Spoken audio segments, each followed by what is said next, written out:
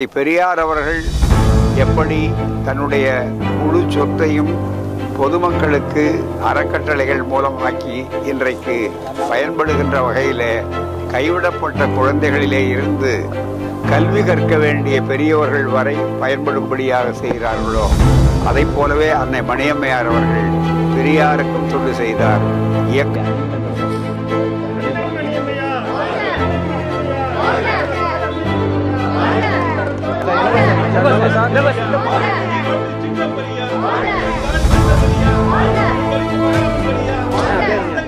அன்னை மணியம்மையார் அவர்களுடைய 105வது ஆண்டு பிறந்த நாள் என்று அன்னை மணியம்மையார் அவர்கள் தொண்டர தாயாக தந்தை பெரியார் அவர்களை 95 ஆண்டு காலம் வாழ வைத்த ஒரு அற்புதமான தன்னல மறுப்பாளர். எவ்வளவு அவதூறுகளையும் வசைமொழிகளையும் தாங்கி பொது வாழ்க்கையிலே அவர்கள் அடக்கத்தோடு எதிர்கொண்டவர். எவருக்கும் அவர் பதில் சொன்னதே கிடையாது வார்த்தைகளால், மாறாக செயல்களால்.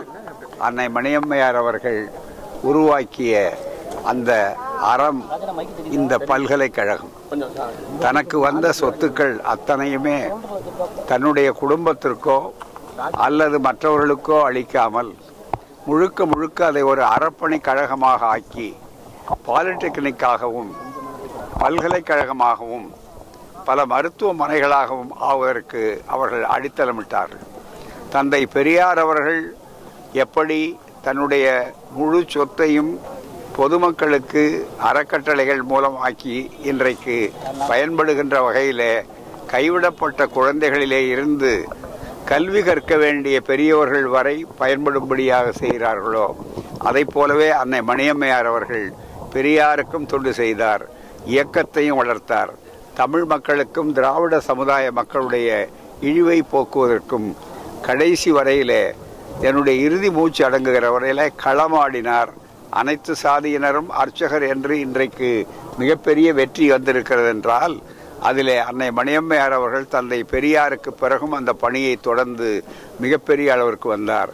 எல்லாவற்றையும் விட ஒரு சிறப்பான ஒரு அம்சம், நெருக்கடி காலத்தில் ஆளுநர் மற்றும் உள்துறை அமைச்சர் அன்னை மணியம்மையார் அவர்களை அழைத்து திராவிட முன்னேற்ற கழகத்திற்கு நீங்கள் கொடுக்கின்ற ஆதரவை நீங்கள் திரும்ப பெற்றுக்கொண்டால் உங்கள் தோழர்கள் எல்லோரையும் விடுதலை செய்கிறோம் என்று சொன்ன நேரத்தில் உடனடியாக அவர்களுக்கு பதில் சொல்வதைப் போல எழுந்து நின்று, அது எங்களுடைய அடிப்படை கொள்கை, அதை விட்டு கொடுத்து உங்களிடமிருந்து எங்கள் தோழர்கள் விடுதலை பெற வேண்டிய அவசியமில்லை, எத்தனை ஆண்டு காலம் வேண்டுமானாலும் எங்கள் தோழர்கள் சிறையிலே இருப்பார்கள், சிறையிலே மடிவதற்கு கூட தயாராக இருப்பார்கள் சொல்லிவிட்டு கையெடுத்து கும்பிட்டு விட்டு ராஜ்பவனை விட்டு வெளியேறினார்.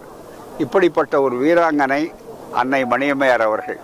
அவருடைய அந்த அருமையான ஒத்துழைப்பினாலே தன்னுடைய திராவிட முன்னேற்ற கழகத்திலே ஒரு காலகட்டத்தில் கலைஞருக்கும் நாவலருக்கும் ஏற்பட்ட கருத்து வேறுபாட்டினால் 2 கூறுகளாக பிரியுமோ என்று சொன்னபோது இருவரையும் பெரியார் திடலிலே அழைத்து ஒன்றாக்கி நீங்கள் எப்போதும் ஒன்றாக இருக்க வேண்டும் என்று சொன்னதை கலைஞர் அவர்கள் மிகுந்த பாசத்தோடும் நன்றியோடும் நூற்றாண்டு விழா நாயகர் அவர்கள் எழுதியிருக்கிறார்கள்.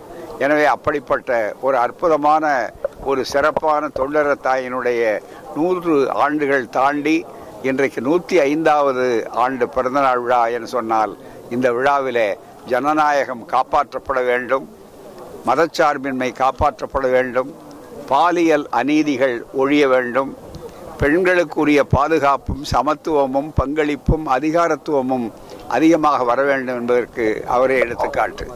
இந்திய வரலாற்றிலேயே ஒரு இயக்கத்திற்கு, திராவிட இயக்கத்திற்கு தந்தை பெரியாருக்கு பிறகு தலைமை தாங்கிய மிகப்பெரிய சாதனையாளர், இந்தியாவையே கலக்க வைக்கக்கூடிய ராவண லீலா என்ற மிகப்பெரிய ஒரு போராட்டத்தையும் நடத்தி காட்டி அதற்காக சிறை சென்ற விலை கொடுத்த ஒரு மிகப்பெரிய வழிகாட்டுதலான சுயமரியாதை வீராங்கனை அன்னை மணியம்மையார் அவர்கள். அவர்களுடைய இந்த பிறந்த நாளிலே அவர்கள் விரும்பிய ஒரு புதிய சமுதாயம் காண வேண்டுமானால் ஆதிக்கமற்ற சமுதாயத்தை காண வேண்டும், ஜனநாயகத்தை காப்பாற்ற வேண்டும், ஜாதி தீண்டாமை பெண்ணடிமை இவைகளை நீக்கி ஒரு சமூகத்தை ஏற்படுத்த வேண்டுமானால் வருகின்ற பொது தேர்தலிலே இந்தியா கூட்டணி வெற்றி பெறுவது அந்த லட்சியத்தை அடைவதற்கு ஒரு சிறந்த வழியாகும் என்பதிலே இந்த தேர்தல் சூழல் நேரத்தில் அந்த சூளுரையையும் நாங்கள் பெரியார் தொண்டர்கள் எடுத்துக்கொள்கிறோம்.